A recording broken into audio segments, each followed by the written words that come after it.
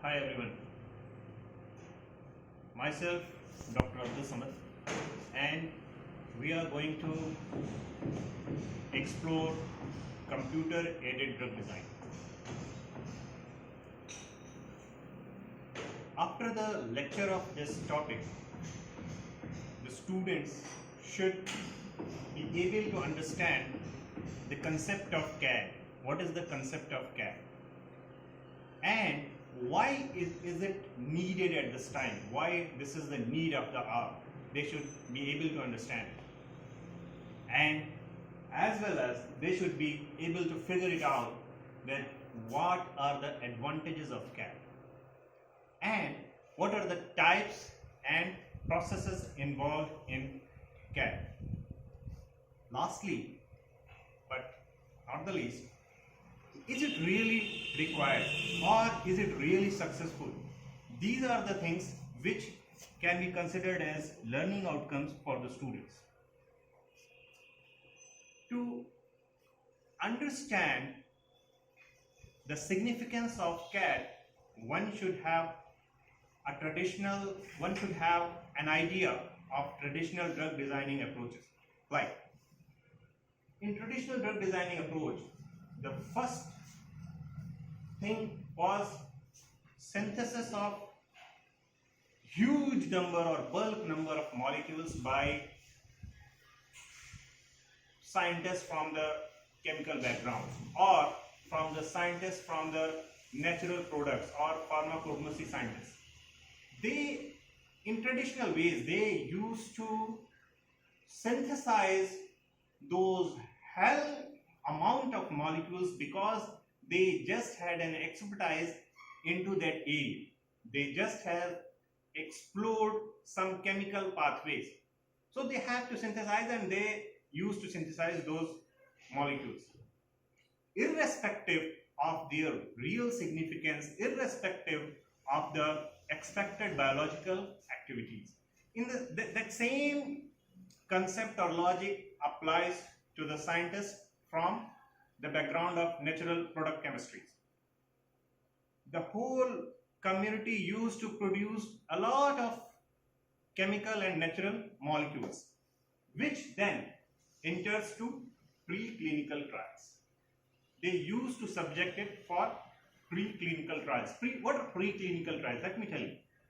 Preclinical trials are where you are evaluating or screening those molecules through some biological assays or through some in vitro or in vivo studies involving mice, rats, rabbits, guinea pigs, monkeys, dogs, etc. Except humans. In those steps of studies, we establish two things. One, that the molecule is effective, and second one, this is safe. These are two priorities of preclinical trials. In those activities, the data should support that this is safe as well as effective. If this is safe and effective, then those molecules enter to clinical trials. As we all are aware that clinical trial is a huge industry with a lot of job prospects involving billions of dollars industry, with huge pressure from industry to get their molecule passed. Unfortunately, this is one of the truth. So, as we all are aware, there are 4 steps of clinical trials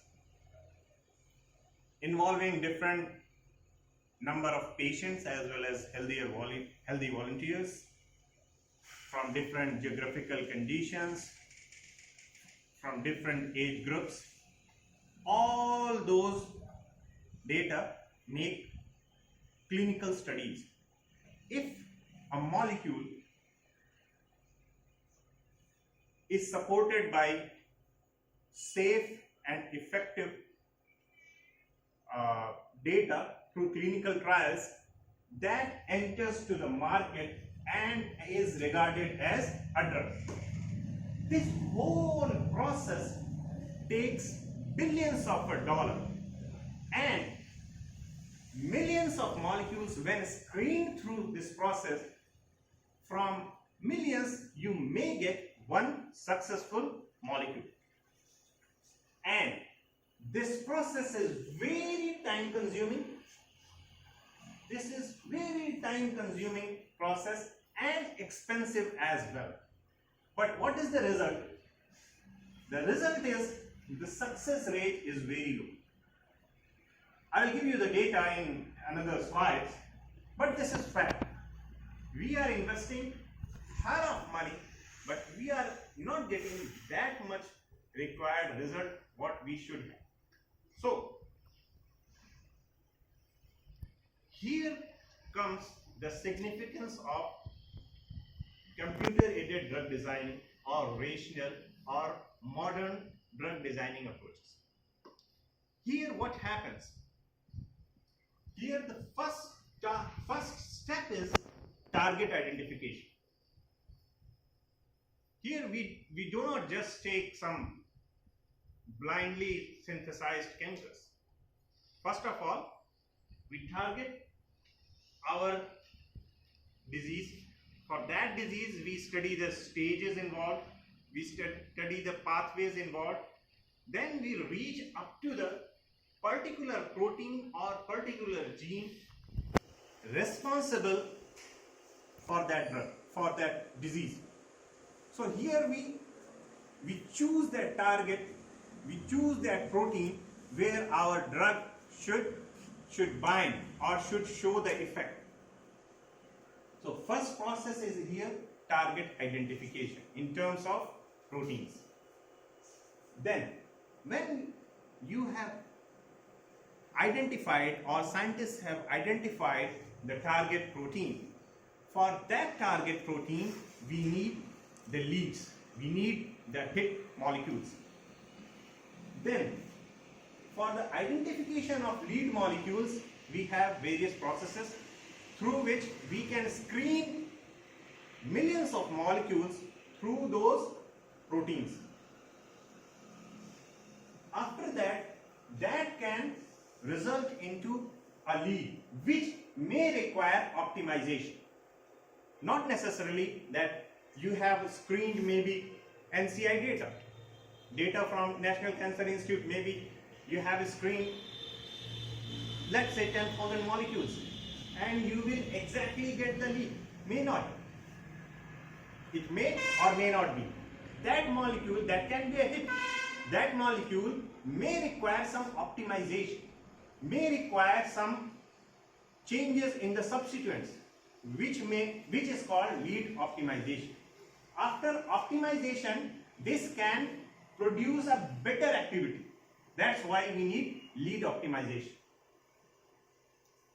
After this process, the successful molecule will reach to preclinical trials. As I told you before, it involves all the bioassays, in vitro and in vivo studies, except in humans. In all the animals you can, in stages, you can apply those biological screening and you can get the successful molecules to enter into clinical trials. Then a successful molecule can be called as a drug.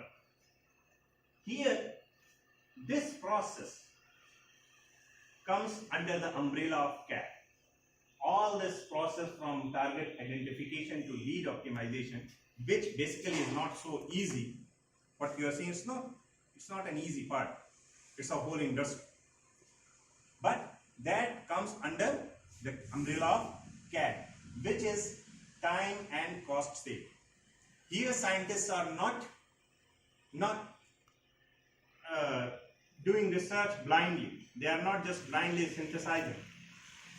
So that saves time and cost and as well as environment. Because if you see in a larger picture, a lot of chemists all over the world, they are, if their molecule is not successful, they are wasting chemicals, they are wasting the cost involved. And those chemicals which is going ultimately to the environment, this is a threat to the environment as well. And this process has high success rate. Through traditional way, you cannot get lead optimization process in such a limited time and at cost effective way. So overall, here we have very much improved the success rate. We are not saying very high success rate, but that is improved. As I told you, the data will be provided. Now, let us understand the types of CADD. Computer-aided drug designing can be simply divided in two types.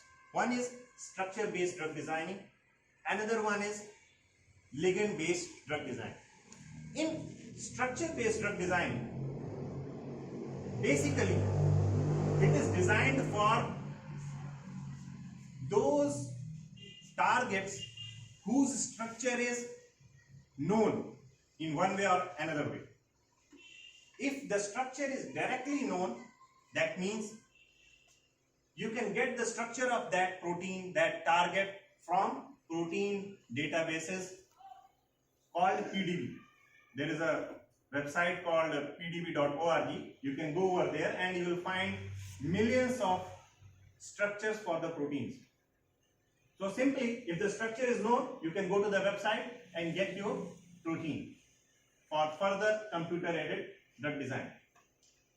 But if the structure is not exactly known,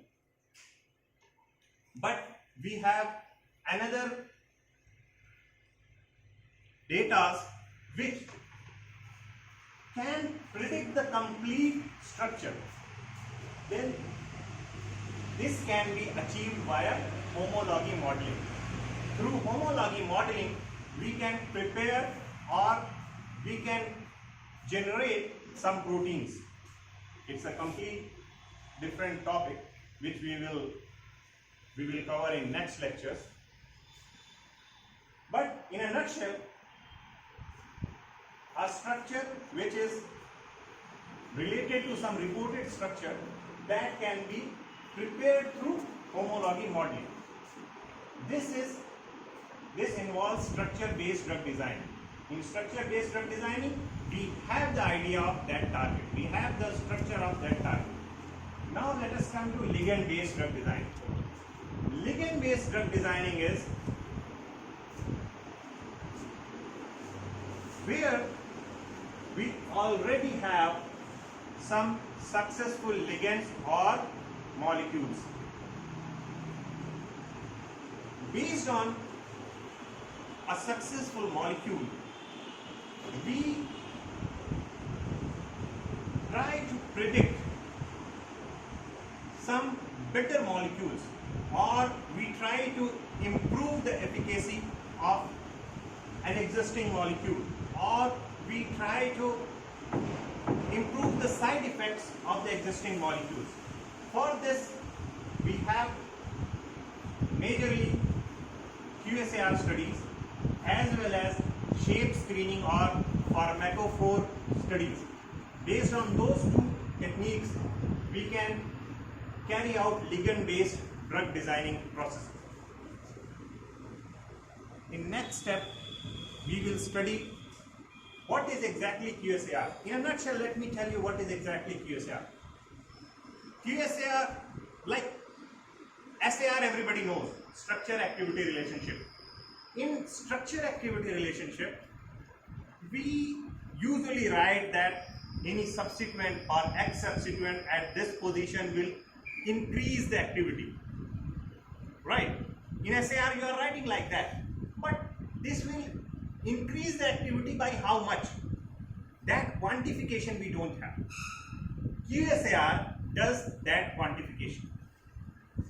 Like, which subsequent will increase how much activity, that we can we can predict with the help of QSAR or 3D QSAR models. In a nutshell. Now let us see. In QSAR, what we used to do, we have, as I told you, we have a reported lead. From this lead, we are gonna develop new lead or better molecules.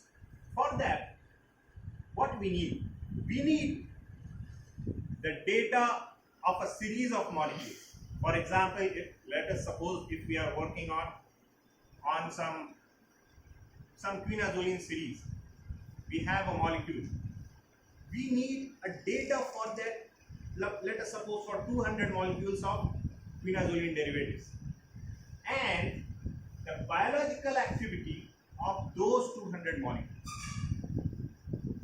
When we have the compound structure of compounds plus biological activity, if we apply it through some QSAR software, what this will generate? This will prepare a model. Through that model, we can get the idea of ideal structure required for that disease. So the new compounds generated will have improved biological activity. How does this happen? How? For that reason, we need to understand about descriptors. Bioinformatics scientists have developed descriptors for one molecule, for a single molecule. They have developed thousands of descriptors. Those descriptors for any one molecule in QSAR with any one lead and activity, they develop a descriptor for single molecule. Same way, if you have 200 molecules, the descriptors will be calculated, thousands of descriptors will be calculated for each molecule. So suppose you have 200 molecules, that will be generated for 200 molecules. Those descriptors and biological activity, with those we form a statistical relationship, a mathematical model. That model is called QSAR model or 3D QSAR model. With those models, we can predict new series, or we can predict the activity of that new compound. That prediction will lead to new hits or new leads. That is the process. I hope I made it clear.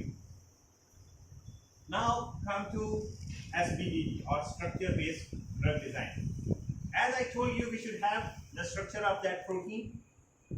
Then we need to identify the binding site. In a protein, there are a lot of sites.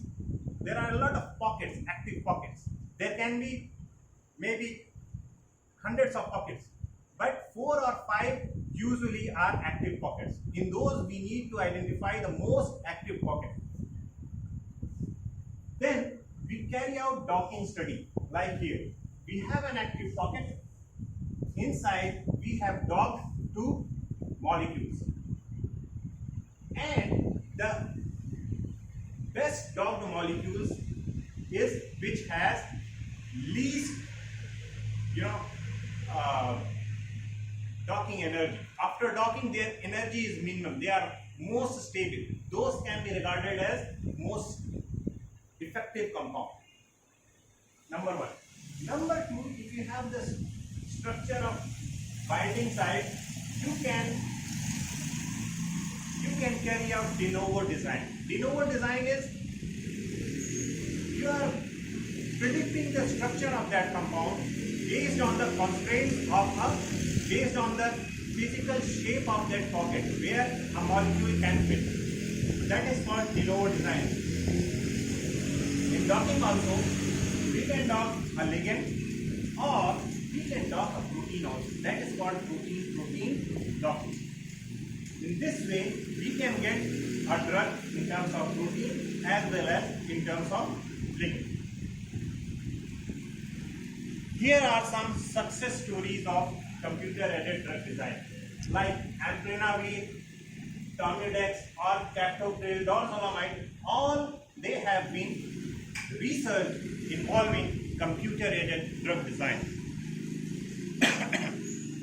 As I told you, I will give you the data. Here comes data.